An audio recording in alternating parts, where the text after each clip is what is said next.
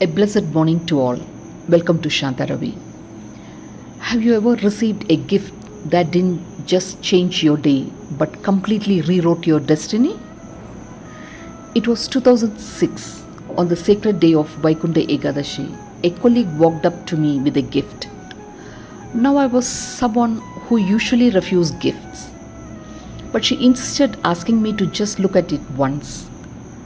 I opened the wrapping and there it was, the Bhagavad Gita. The very moment my eyes fell upon it, something shifted deep within me. My heart and my soul felt completely filled. I looked at her and said, I cannot refuse this. I opened the pages and began reading right then and there. It took me some time to finish the entire book, but the moment was the beginning of a quiet revolution inside me. At that time, I was still eating non-vegetarian food, though with restrictions. I never touched it on Mondays, Fridays or Ekadashis, but as I read Gita, a strange feeling began to take over. I felt, not once but several times, that Krishna was trying to communicate something to me. But you know how life is. The chaotic noise of the material world kept pulling me back. I couldn't find the clarity to understand what he wanted. One day, out of sheer helplessness, I spoke to Krishna directly from the depths of my soul. I said, Krishna, I know you're trying to say something to me, but I lack the wisdom to understand it. If you're going to teach me a lesson, please let it not come as a thunderbolt, a lightning strike, or a tsunami. Can you make it simple, Krishna? Can you teach me without pain? After that prayer, I went back to my usual routine. I used to love cooking non-vegetarian food for myself. A few days after my prayer, I prepared a meal. But when I took a bite, it felt like I was eating sand. I assumed I had just cooked it poorly. A few days later, I tried cooking it second time. Again, it tasted exactly like sand, yet my stubborn human intellect still didn't catch the hint. The third time, I decided to go to a hotel. I ordered my absolute favorite dish, expecting that familiar delicious taste.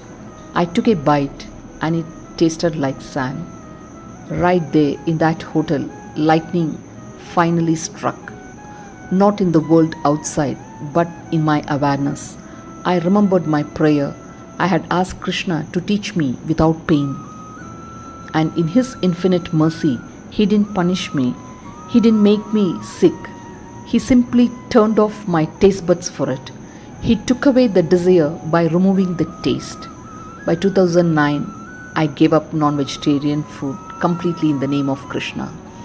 The transformation didn't stop there. By 2010, I found myself constantly worrying whether the cakes I ate contained egg. Tired of the mental conflict, I surrendered that too. In His name, I gave up cakes. This experience made me truly understand a beautiful verse from the second chapter of Bhagavad Gita, verse 59.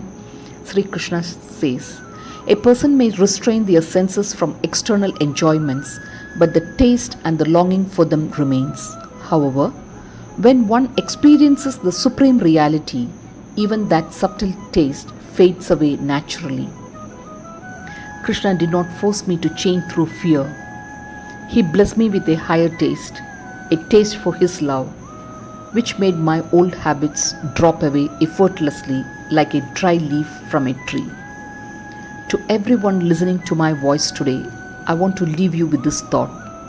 Often we think that spiritual transformation requires intense suffering or rigid, painful sacrifices.